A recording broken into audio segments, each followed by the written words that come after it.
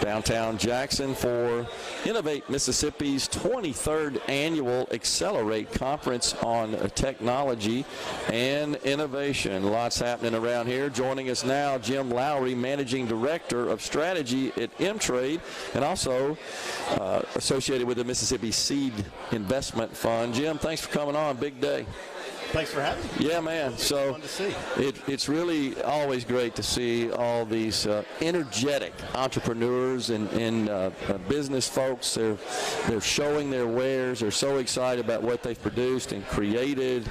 And Innovate Mississippi is in the thick of that, and it's good to be a part of that, and good to see the knowledge economy of our state. It really gets its growth from this organization and certainly from the investment community.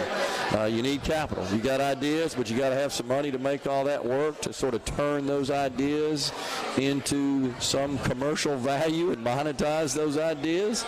And that's when entrepreneurs and innovators work with the investment community. Tell us about the Seed Fund and how critical that is to that effort.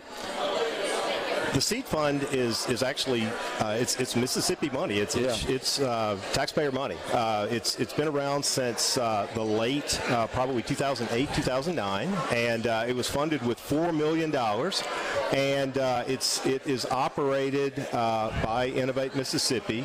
Really, there's three buckets. There is a $10,000 proof of concept award that's got as long as you in effect fill out the paperwork, you've got a good idea, Innovate puts you in front of the seed committee. It's pretty low threshold to get approved. There's a $100,000 what I call business expansion where the framework is much more rigorous. The diligence for approval is much more rigorous. You actually are eligible to receive that twice within after 12 months. And then there's also a partnership or an R&D award, same monetary value, $100,000. The entrepreneur has to have an active research project with one of the research universities here in the state. So there's three separate buckets.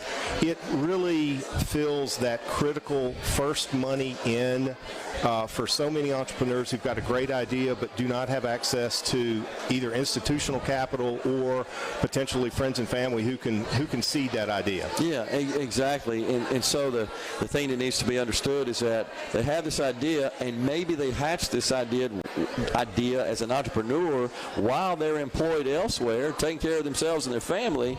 And when they break away and plunge and take that risk, they got to have some way to keep the subsistence going, if you will, while they're getting that idea to the point where they can take it to market and start producing some revenue for it. And that's where seed funds and angel investors come in. That's exactly right. One of the other critical pieces about the seed fund is it requires a one-to-one match.